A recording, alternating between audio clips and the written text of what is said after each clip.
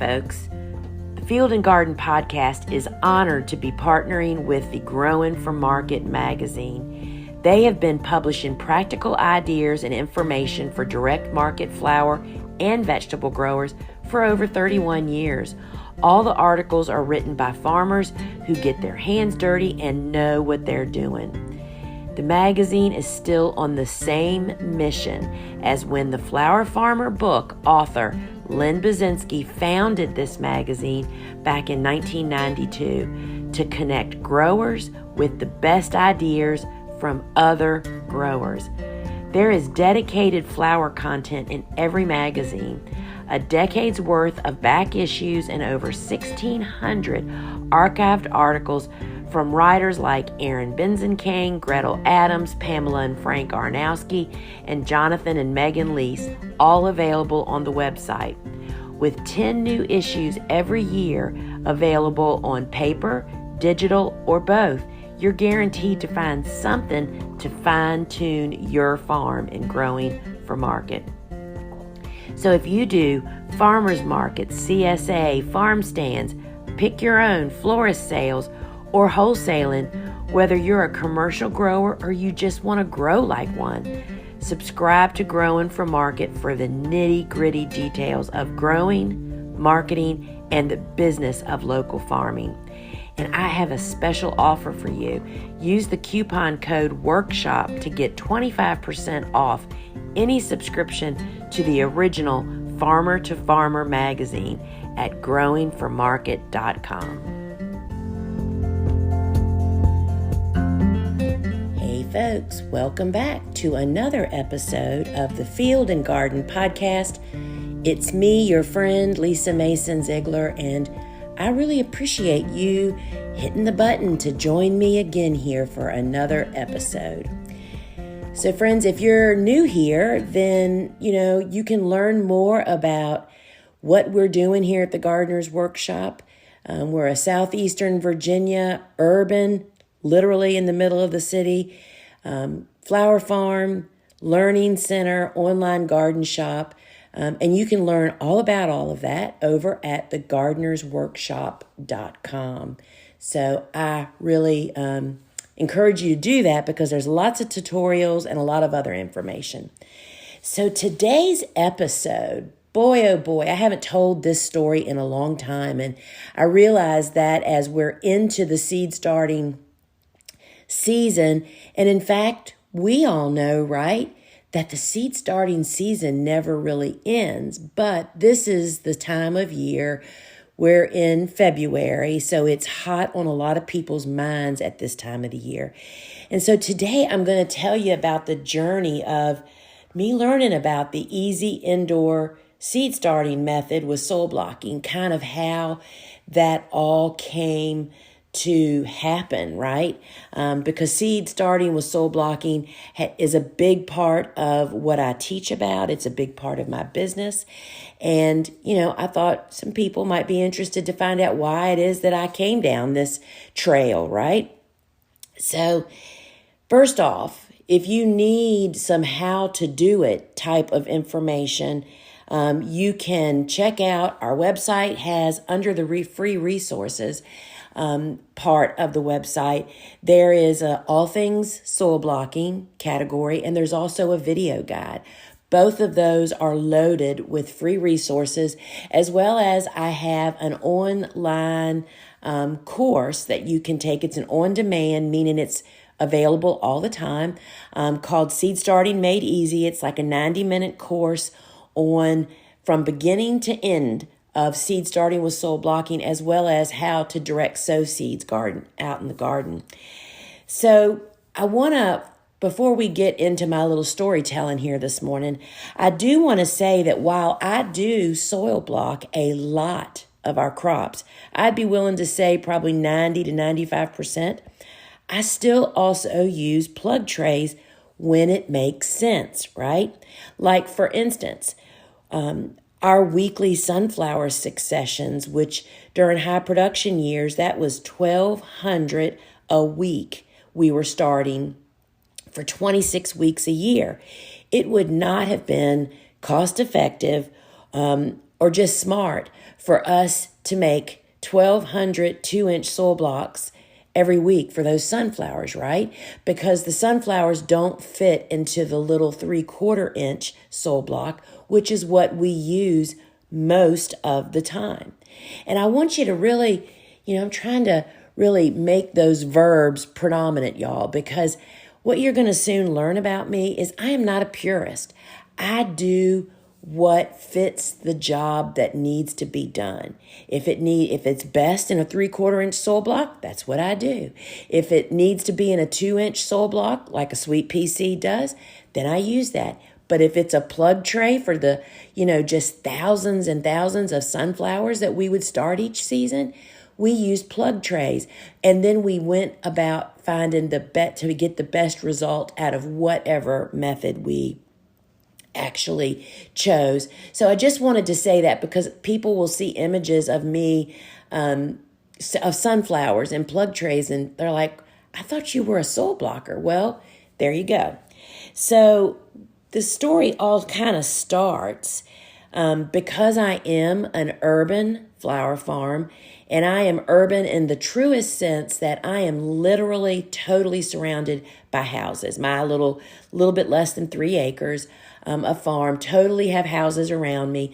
I live in the middle of the city of about 200,000 residents, and that's what started me on this pathway of tweaking the soil blocking method that the Dutch and the English have been using for decades.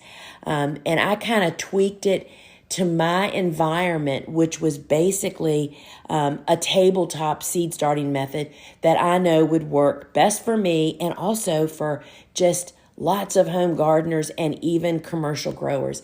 And folks, this was like probably my first big accomplishment of facing a challenge and overcoming it, which led me down this path to become a commercial grower or business owner.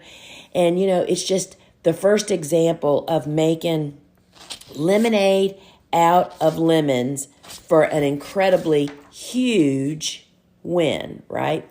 So let's just start in the beginning.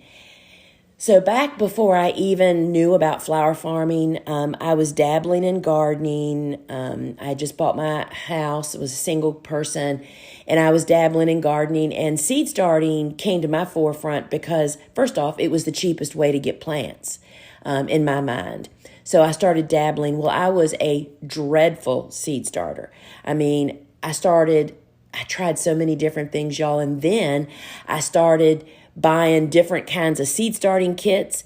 I mean, I could really just, in my mind, I can see me opening the closet in my home that I had stacked all this stuff to get it out of my vision because I had been such a dreadful success, opening the door and stuff falling out. It was that kind of, I had tried all kinds of crazy stuff. And I was just a really poor seed starter for whatever reason, all operator error, no question about that. But then that's when I discovered Lynn Bazinski's book, The Flower Farmer, which I know many of you are familiar with. If you are not familiar with it and you are even thinking about being a flower farmer, that's the first book you need to invest in. It's available at bookstores everywhere. So in Lynn's book, she not only led me down this path of flower farming, but I needed information on how does a farm work? Y'all, my parents were not even gardeners, really. I had no clue how this all worked. So her book recommended Eliot Coleman's book, The New Organic Grower. And that book really answered my questions about the whole system of a farm, not a flower farm, he's a vegetable grower, of how a farm system works and lots of different ways that he looked at and the way that he came out doing it. And one of those was seed starting with soil blocking. And I mean, the light bulbs just went off in my mind when I was reading that book. It's like, oh my gosh, I'm going to try this. What drew me first was that the fact that the 3/4 inch soil block took up so little space. But that's not how it all started out really for me, because most people that soil block don't start so much in the 3/4 inch. But anyway, I'm getting ahead of myself. So Eliot's book really made common sense to me for a lot of different reasons. So I did exactly what his instructions indicated. I got the blockers, I got heat mat, I got a grow light, and I followed his steps. And y'all, I can tell you the very first seed that I started when I started soil blocking was snapdragons. And I can just remember the thrill of that morning of walking out and seeing germinated seeds, right? Totally and completely amazing. And so now I knew that I could start seeds, and I did it well. I had like great germination. But the next thing I faced was, by this time I was married to Steve. We were living in this bungalow house on this property, right? Well, I had no real outbuildings. I didn't have, I still don't have any greenhouses or hoop houses. So my next challenge, what really came up, was I needed to grow a lot of transplants in a very small space. So if you want to just picture what I was actually doing. So I live in a bungalow, 2 bedrooms, and I had a pantry, and there is a cellar in this house. So when I started this little process, I literally had a heat mat on the bar in my kitchen, and then I took one of the shelves. I have a pantry that's like 6 by 8, I'm kind of guessing.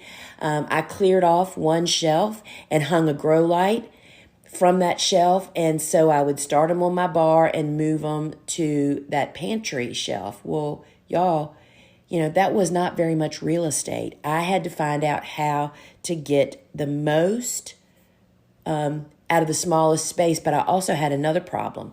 The other problem was that using the types of trays that were suggested, which had drainage holes, made watering an enormous pain in the neck.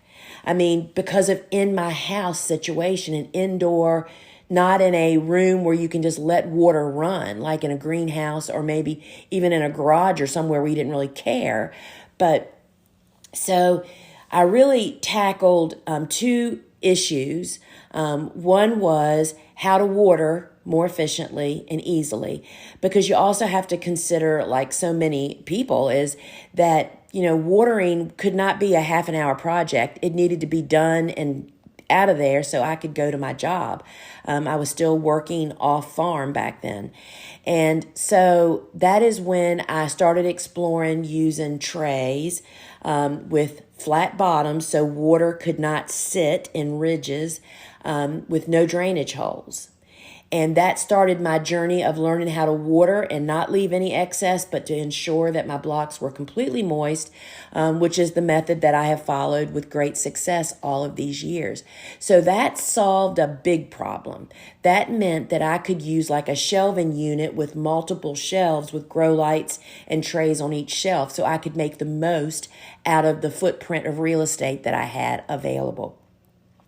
So the watering problem was solved. Next was how to get the most out of the small space that I had, right? So I thought, so here's the math.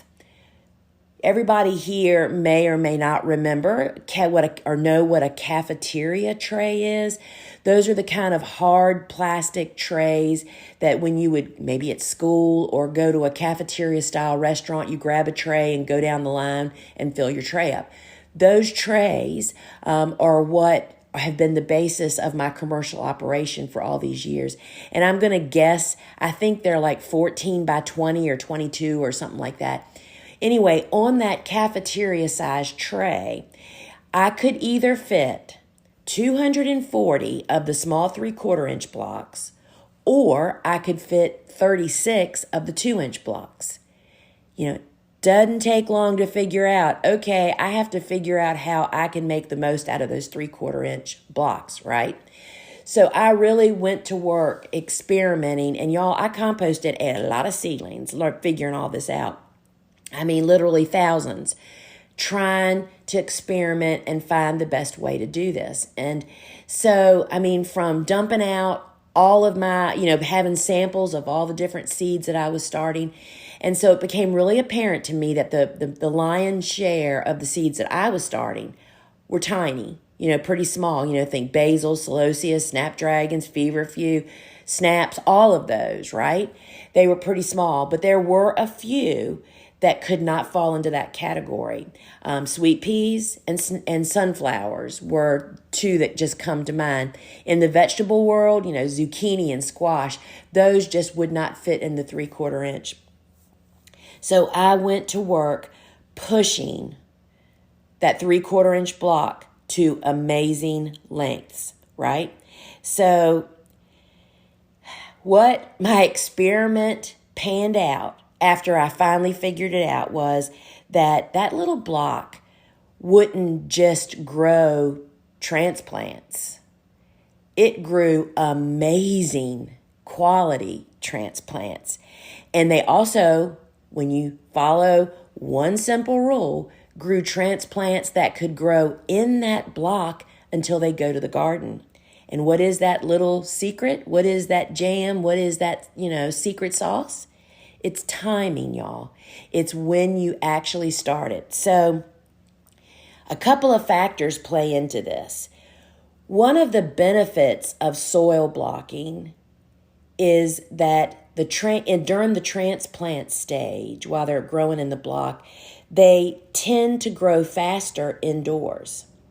So you have that on your side. People are quite surprised by that. As a general rule, we shave a third of the normal conventional growing time off when we're starting with soil blocks, right?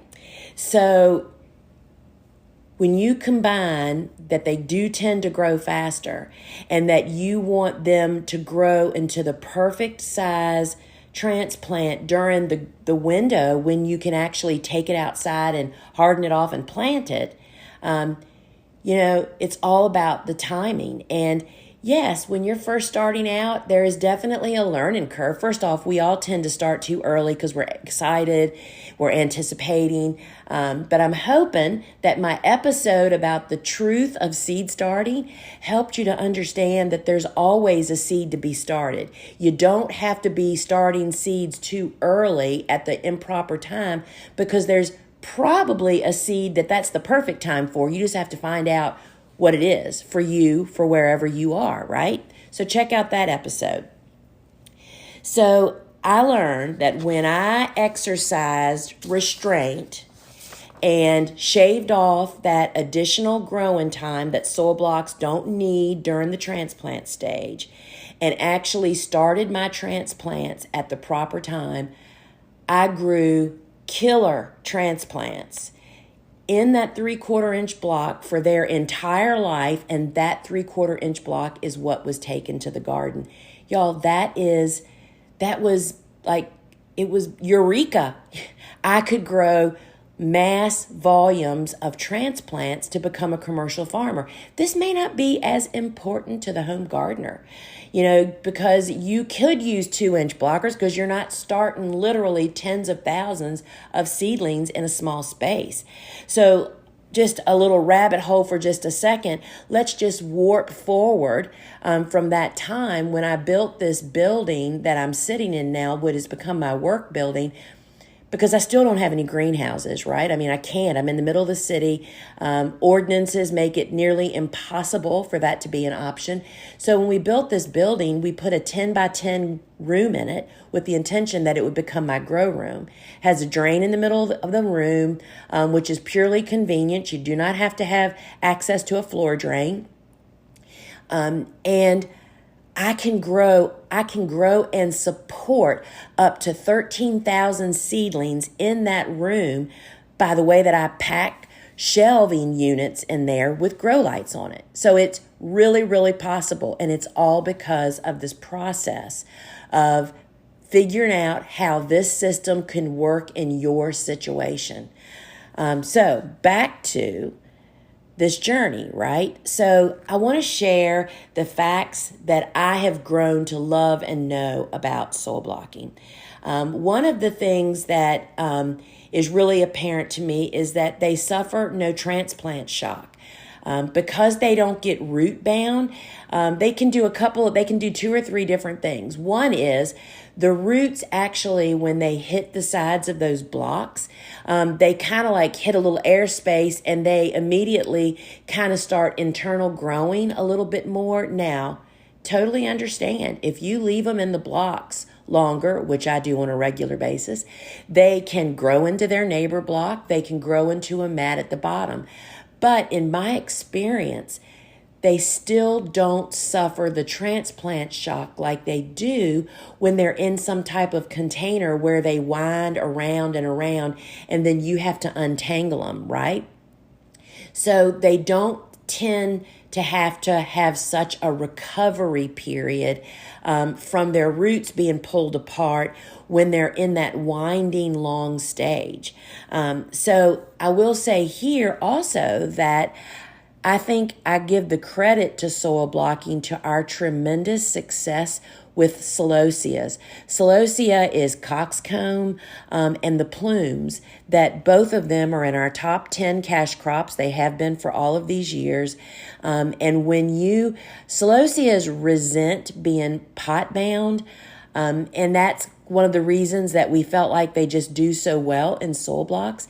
And when you plant a plant that just hits the ground running, the end result is a faster, quicker, better quality crop in the end. And I truly attribute our tremendous success with celosia production to their start in soil blocks. So another great thing that we have experienced with soil blocks is the high rate of germination.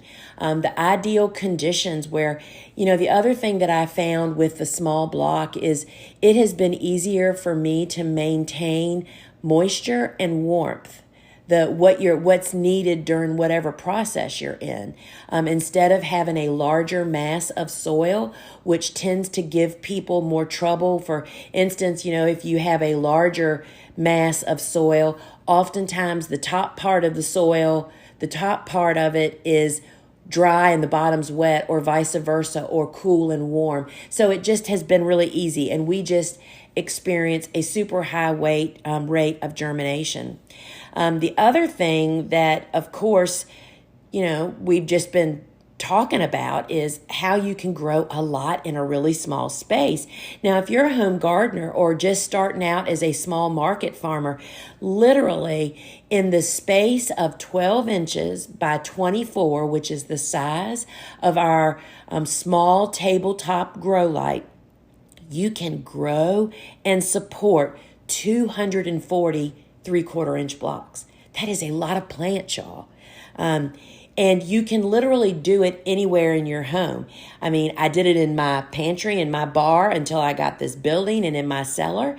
But literally, I have seen people through the years, I have seen images of people doing it in the most imaginative places. I mean, closets, spare bedrooms, dining room tables that people don't use for anything else. Because it's self-contained with those trays, that there's no drainage unless you pick it up and tip it off when you put excess water in there. And you can use a bucket for that. You can do it very neatly anywhere. They tend to grow faster at during this transplant stage. I mean, these are just all the benefits that I feel have just benefited me so much. And here's another major one that you don't hear spoken about very much, but you can handle and plant the blocks sooner, and that leads to earlier bloom. And this is why that is. First off, because you can pick up that little 3/4 inch block soon after it is sprouted. Think about, let's just say in a plug tray, like when we plant sunflowers, we have to wait until those sunflowers get mature enough so that we can pull on the stem to pop them out of the tray, right? Well, with a soil block, I mean, as soon as there's any roots in the block, and I don't recommend doing it with your fingers. We use like plant labels, or I like popsicle sticks.